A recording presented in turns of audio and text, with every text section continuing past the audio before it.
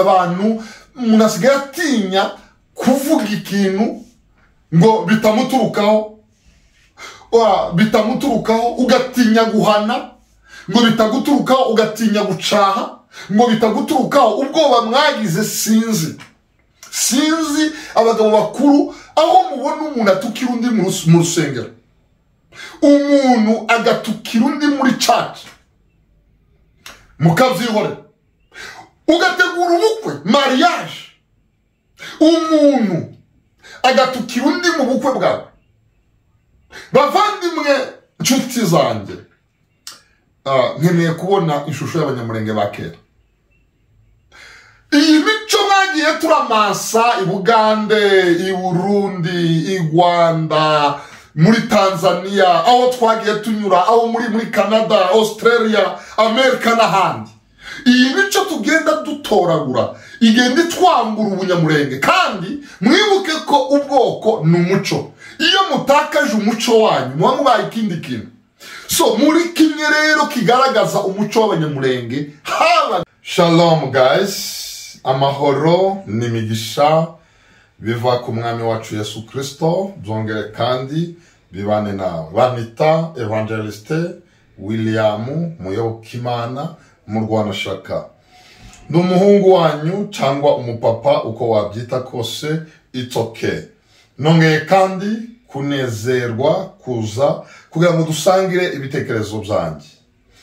Nongere mfate umwanya ngushimire wewe ujye ufata umwanya wawe maze ukicara imbere ya Muyoboke TV, maze ukawucinga, maze ugakurikirana ibitekerezo byacu. Nukuri twahisemo kuvuga amagambo asubizamo abandi byiringiro. Ayo niyo mahitamo yacu, kandi umenye neza ko amahitamo mabi y'abandi bantu adakwiriye guhindura amahitamo meza yawe. Nimba warahisemo neza, komeza iyo nzira. Ni nako abakatolika baririmba ngo komeza inzira wahawe, komeza ico wahawe, komeza urwo rugendo. Ibigudevya ni byinshi, ariko wewe endelea, usikufe moyo, shikilia. Na Bibiliya iravuga ngo komeza ikamba ryawe, hatagira umuntu ukwambura ikamba ryawe. Nshuti muvandimwe, wewe komeza umurongo wahaye, abandi ntibazaguhindura. Ariko nimba uwo murongo ari mubi, unaweza badilisha. Ariko nimba ari mwiza, wihindurwa n'amagambo mabi y'abantu. Rero uyu munsi mbazaniye iyihe topic. Uyu munsi mfite recommandation. Ntabwo nkora video ndende, ndakora video ngufi cyane. Mfite recommandation, nzanye recommandation ku bantu babiri cyangwa ku byiciro bibiri. Recommandation ya mbere ndayihereza abasaza b'abanyamurenge. Hanyuma recommandation ya kabiri ndayihereza abanyamakuru b'abanyamurenge bafite channel za YouTube, channel za TikTok n'ibindi binyamakuru, maybe zo kwandika, Facebook, Instagram, Twitter. Abantu bose tubita abanyamakuru. Nabo bantu ndi buhereze message. Abasaza b'abanyamurenge rero, abagabo bakuru, ndabizi yamujabarikiwa sana na kusoma. Abasaza bangana ba data basomye nimbarwa, ariko umugabo umwe baramubajije ngo wize kuyihe kaminuza, aravuga ngo kuba kwisi ni kaminuza. Ndabizi abasaza bakuru hari ibyo mwanyuzemo, hari ibyo mwabonye, ibyo rero mwanyuzemo, ibyo mwumvise, izo ni kaminuza zikomeye mwagiye mwigira. Rero icyo nendaga kubaza, mwamfura mwe z'abanyamurenge, mwabagabo mwe b'abanyamurenge, iyo mwitegereje ubwoko, iyo mureba ubwoko mubona buri kugana, iyo mureba ubwoko bw'abanyamurenge mubona buri kugana, mubona buri kuja, mubona icerekezo ari kihe. Mu bushakashatsi bwanjye cyangwa mu mitekerereze yanjye, naje gusanga iki gihe turimo tugeze mu gihe kibi kigoye kuruta ibindi bihe byose byigeze bibaho. Ubu nibwo turi ahantu habi kurusha ibindi bihe byose byigeze bibaho. Turi mu gihe gikojeje isoni. Igihe turimo turi mu gihe twagakwiriye twese kuba hamwe, twagakwiriye kurwana intambara imwe, twagakwiriye kuba mu murongo umwe. Iyo abantu ari bake, iyo abantu ari minorite, iyo abantu ari bake bakongera bagafata twa tubaraga tw'abo bantu bake tukaba mu bice 3 cyangwa 4, ubwo bwoko nta kindi kiba gisigaje nkeretse gushira, nkeretse kwibagirana. Ariko abantu bake bagizwa n'ikintu kimwe kuba ahantu hamwe. Abantu bakeya bagizwe no kuba ahantu hamwe, kuba ahantu hamwe. Nongera bisubiremo, iyo abantu ari bake, iyo abantu ari ubwoko bukeya. Muri Kongo sinzi umubare w'abakongomani cyangwa umubare w'amoko aba muri Kongo, simuzi, ariko ibintu byose ni mwinshi. Ndatekereza ndashidikanya ko abanyamurenge bashobora kuba ari bo bamwe ari bakeya mu yandi moko yo muri Kongo. Niko ntekereza, nta barura nakoze, ariko nshingiye ku Babembe, nshingiye ku Bafurero, nshingiye ku Barega, nshingiye ku Bashi, abo niyo moko duturanye, aradukuba inshuro nyinshi. Hanyuma ugasanga rero ya minorite yacu, bwa bukewa bwacu, tumebaki ni vipande, kuna kakundi fulani, hanyuma ukaza gusanga tugize kuba bake, tugize kuba no kwiremamo ibice. Rero aho mbihuriza n'abasaza b'abanyamurenge niki, kera imurenge njyewe mvuyeyo vuba, nako sindanavayo, niho iwacu, niho mama na papa bari, cyangwa narahahungiye, iyo nshatse nsubirayo niho imuhira. Ico nendaga kuvuga, imurenge kera na nubu I think nta prison yabagaho, nta rukiko rwabagaho, kandi nta kurenganya kwabagaho. Habagaho baraza la wazee. Iyo habagaho amadega nkaya, ibintu bidasobanutse, abasaza barica, hanyuma bagahana, kandi bahanishije urukundo, abantu bakongera bagahura.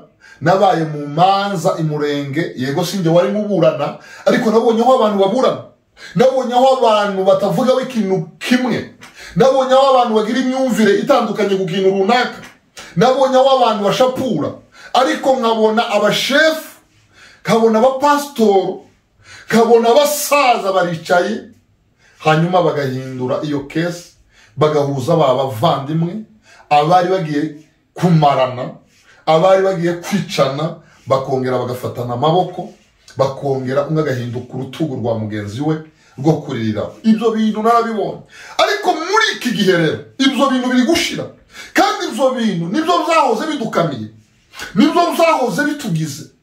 Rero abanyamurenge bari kunyumva, babasaza, babasaje, abasaje ntabwo ari imvi, ntabwo ari imyaka 40, oya, ahubwo ni ugufata iya mbere mugacaha abantu hakiri mu maguru mane, kuko nimuza kurangara bizagera kuri level mutazaba mukibishobora.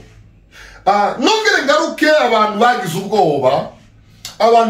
ubwoba, ubwoba mwagize sinzi ngo nubwoba bwoko ki.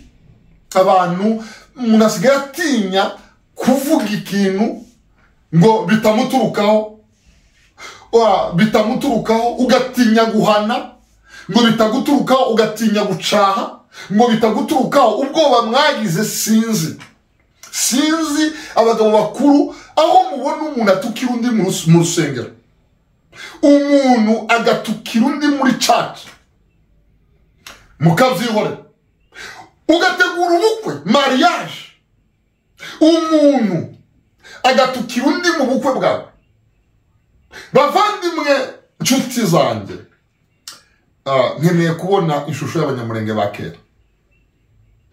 Iyi mico mwagiye turamasa i Bugande, i Burundi, i Rwanda, muri Tanzania, aho twagiye tunyura, aho muri Canada, Australia, Amerika n'ahandi.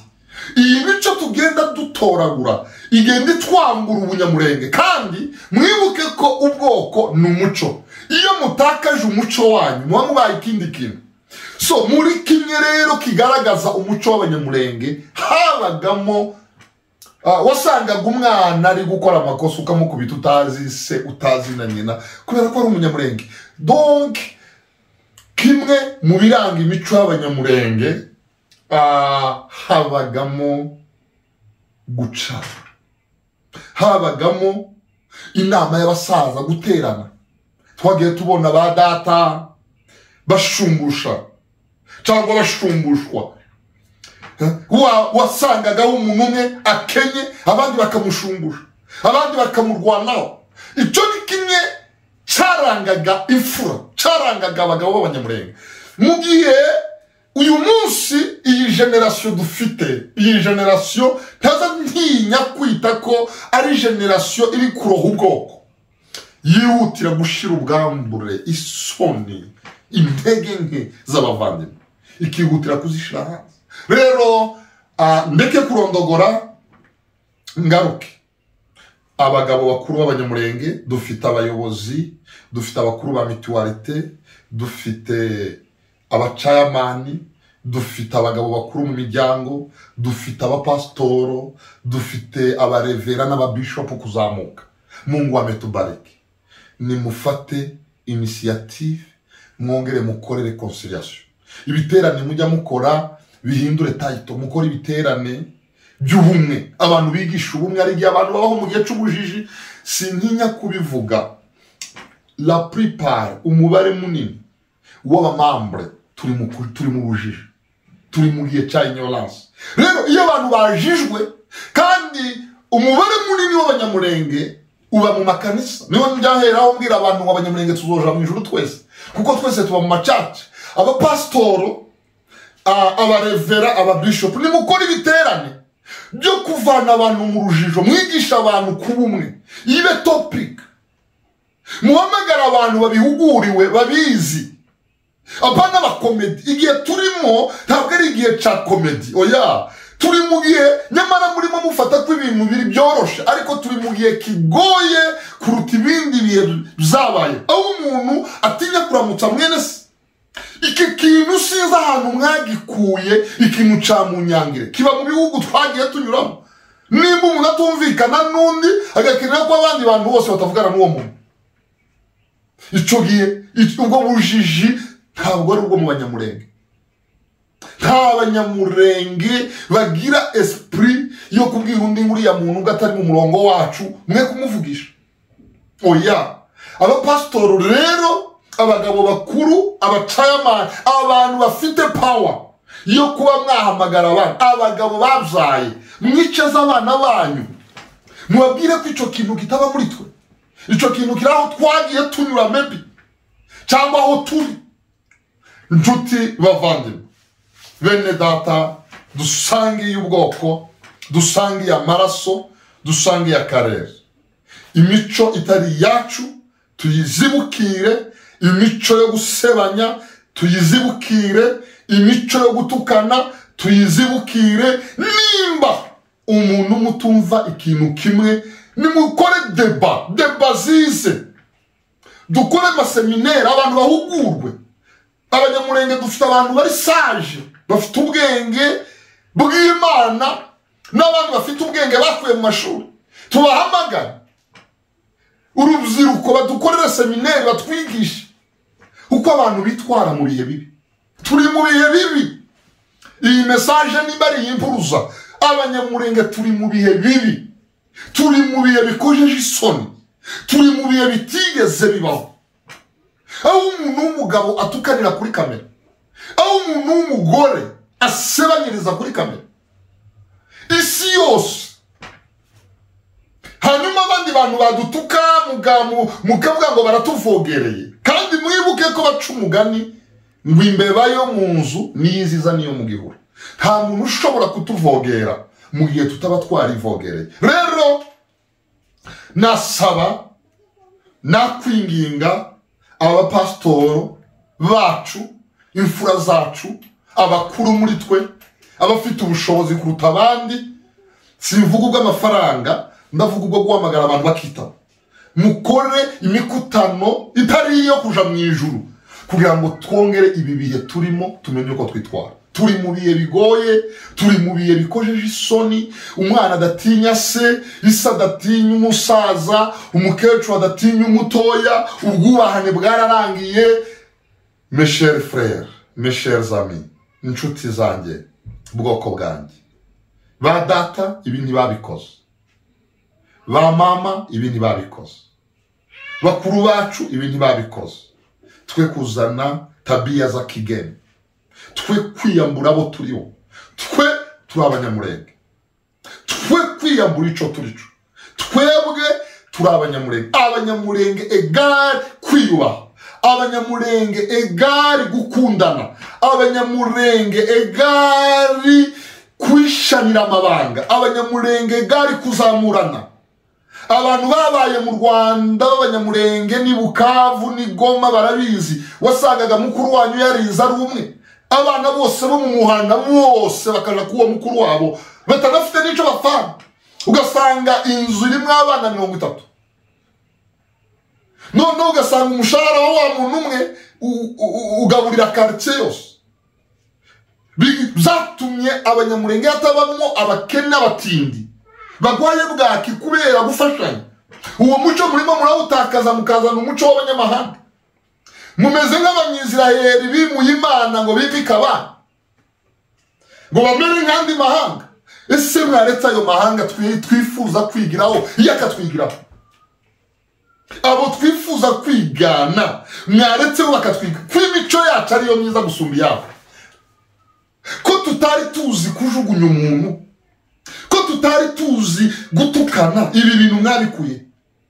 Nukuri jewe mvuka mu bijabo, iwacu mu bijabo byaragoraga kumenya umuntu ufite inka n'utayifite, kuko bose bagira ikiraro kimwe. Byaragoraga kumenya urugo rurimo amata n'utagira amata, byaragoraga byaragora pe.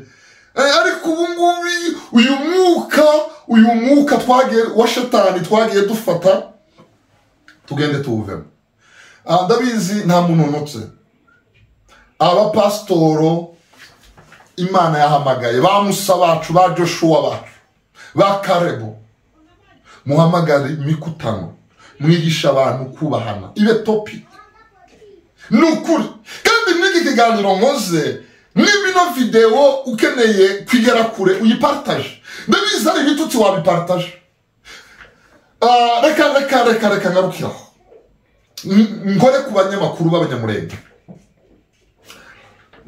Maybe ngirijwe riteye ubwoba, njya nkunda kuvugira hejuru, ariko reka mvuge nitonze. Bene data muri Kristo bavandimwe, abanyamakuru bacu ab'Imana yahaye umugisha, mukaba mwarakoze channel zikaboostinga, mukamenyekana ku rundi rwego, mukagira aba followers ibihumbi, mukagira abantu babakurikira babakunda. Abo bantu mwe kubaroga, abo bantu n'Imana yababahaye. Utwo n'udututi namwe muri ng'abapasteri, muri abami, Mungu amewabariki na watu. Abo bantu umuntu nimba yije gutukanira kuri channel yawe, wimwereza nafasi, wimuha nafasi. Njyewe iyi channel yanjye yitwa Muyoboke TV. Nukuri kw'Imana uzanyeho amagambo yo gutukana, nubwo noba nziko iyo video iri burebwe n'abantu miliyoni, nubwo naba nziko iyo video iri burebwe n'abantu miliyoni, hanyuma sinshobora kuguheza uwo mwana. Nzakora video irebwe n'abantu 2, irebwe n'abantu 3, ariko bahereza ibintu bizima. Mwabanyamakuru mwe muri kwica abantu, muri guteranya abantu, muri guteranya imiryango, umuntu wo gusebanya mwimuhereza. Ariko yakabaye nari mfite ubushobozi, lakini Mungu sunibariki na power. Yakabaye nari mfite imbaraga ngo abanyamakuru bose b'abanyamurenge bose babegeranye, hanyuma ngewe nshake abigiye amakuru babakoreshe seminaire. Nukuri munyemereye n'abanyamakuru mwese mukegerana, ngewe ngashaka umuntu akabahugura ku mafaranga yanjye.